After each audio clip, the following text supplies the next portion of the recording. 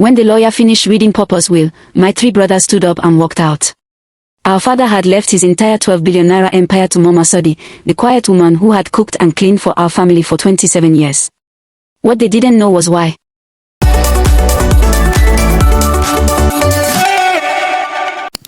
My name is Kamsi. I'm the youngest of 4 children. My father, Chief Nwosu, died 8 weeks ago at 74. He owned the largest furniture manufacturing company in West Africa. 12 factories across Nigeria, Ghana, and Cameroon. He was worth over 12 billion naira. My brothers are Tob, Afam, and Dubom. All of them worked in Papa's company. Tob is 42, runs the Lagos branch. Afam is 39, handles exports in Port Harcourt. Dubom is 36, manages the Onitsha headquarters. I'm 31, and I chose to be a journalist instead of joining the family business. Papa supported my decision even though my brothers called me foolish. Mama Sodi came to work for our family when I was 4 years old. She was 19 then, a village girl from Abia State who needed money to survive after her parents died. She started as a housemaid. She cooked, cleaned, washed, and never complained. While my brothers treated her like she was invisible, she treated all of us with kindness. Our mother died when I was 7. Breast cancer. After she passed, Mama Sodi became more than a maid. She braided my hair for school. She waited up when my brothers came home late. She made Papa's favorite bitter leaf soup when he had stressful days. She never overstepped, never acted like she was trying to replace our mother, but she held our home together quietly. My brothers never appreciated her. To them, she was just the housemaid. They would shout at her for small things. Leave their dirty plates everywhere expecting her to clean up. Tob once threw food at her because the soup was too salty. She cleaned it up without a word. Papa saw everything. He didn't say much, but he saw. As we grew older, my brothers became greedier. They started stealing from the company. Small amounts at first, then bigger amounts. They thought Papa didn't notice because he was getting old. But Papa noticed everything. Tob bought 3 houses in Lekki with money he couldn't account for. Afam's children attended schools in London that his salary couldn't pay for. Dubom drove cars worth millions of naira while claiming he was investing wisely. When Papa asked them about it, they would lie smoothly. Business side investments, Papa. A friend helped me. I have been saving for years. Papa would just nod and say nothing. Meanwhile, Mama Sodi lived in the boys' quarters behind our main house. Same small room for 27 years. She sent most of her salary to her younger siblings in the village, putting them through school. She wore the same clothes for years. She never asked Papa for anything beyond her monthly pay. 17 months ago, Papa called me to his study. He looked tired. Kamsi, I need you to witness something. He brought out a new will. His lawyer, Barrister Okoro, was there. Papa signed it. I signed as a witness. I didn't read it. Papa said, you will understand when the time comes. When Papa died 2 months ago, my brothers were already fighting over the empire before we even buried him. At the funeral, they weren't mourning. They were calculating. The Lagos factories are mine, Tob said. I built the export business from nothing, Afam argued. I have been at headquarters for 10 years.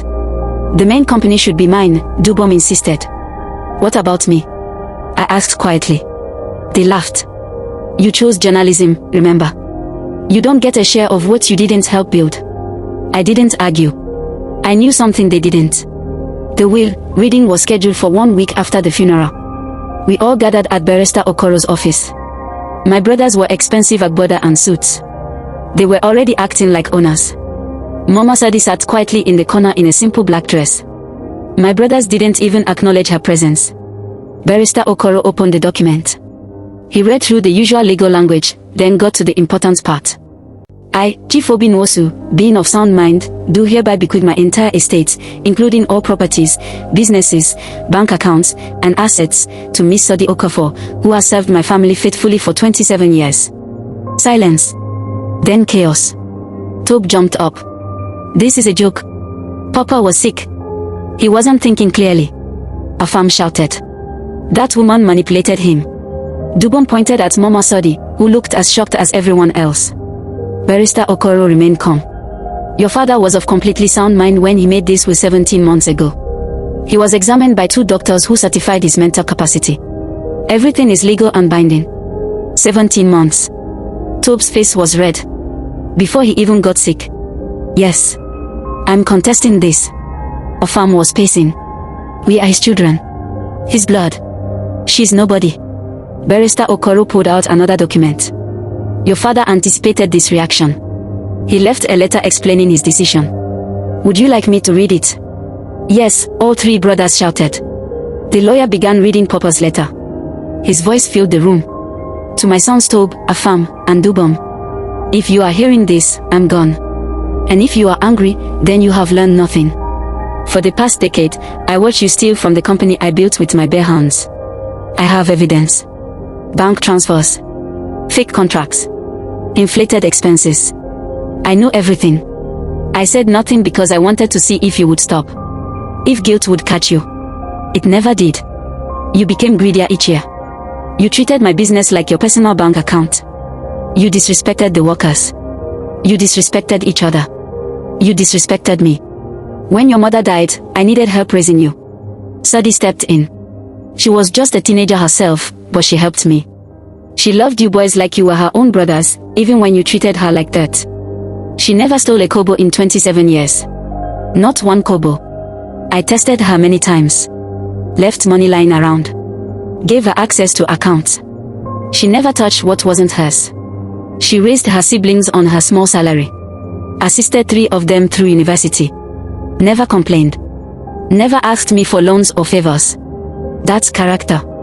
That's integrity. That's what I built my business on. You 3 have my blood, but Sadi has my values. Blood doesn't make you worthy. Character does. I'm leaving everything to her because she deserves it more than you do. She will know what to do with it. As for you 3, you each have your own money, your own houses, your own cars that you bought with what you stole from me. You will be fine. Learn to live within your means like the rest of the world. Maybe this will teach you what years of me trying to raise you right couldn't teach you. Your father, Chief Nwosu. The room was completely silent when the lawyer finished reading. Mama Sadi was crying quietly. My brothers looked like they had been slapped. This can't be legal, Tob said weakly. It's completely legal, Barrister Okoro said. Your father included evidence of your thefts in case you tried to contest. He could have had you prosecuted. Instead, he is letting you keep what you stole and walk away. I suggest you take that mercy. My brothers left without another word. They tried to contest the will anyway. They hired expensive lawyers.